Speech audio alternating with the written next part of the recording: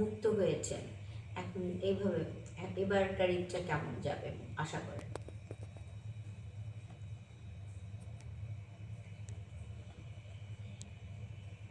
এখন তো আপনারা সরকারে মুক্ত হয়েছেন, তাই এবারে ঈদটা কেমন কাটবে? কি দেশে করবেন না দেশের বাইরে?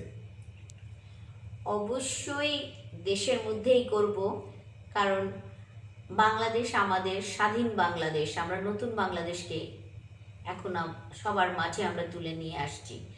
এখন আমরা সবাইকে নিয়ে বুক ভরা আনন্দ, দুঃখী সুখী সবাইকে নিয়ে, গরিব ধনী সবাইকে নিয়ে আমরা একটা সুন্দর ঈদ উদযাপন করব। কারণ আমরা অক্সিজেন লেভেল পেয়েছি, সেই অক্সিজেনটা হচ্ছে আমাদের প্রধানমন্ত্রী তারেক রহমান সাহেব। এবং নগরমাতা হিসেবে আমি জনাব শফিকুল ইসলাম মেন্টনকে অনেক ধন্যবাদ জানাচ্ছি, যে উত্তর সিটিটাকে সে সুন্দর নিট অ্যান্ড ক্লিনভাবে এবং ঈদের নামাজের থেকে শুরু করে সর্বোপরি সে যে সুন্দরভাবে গুছাচ্ছে, আল্লাহর কাছে শুকরানা আদায় করি, তার সুস্থতা কামনা করি। নগরবাসীকে, উত্তর নগরবাসীকে সবাইকে আবারও ঈদ মুবারক জানাচ্ছি। ঈদ মুবারক। অসংখ্য ধন্যবাদ আপনাকে।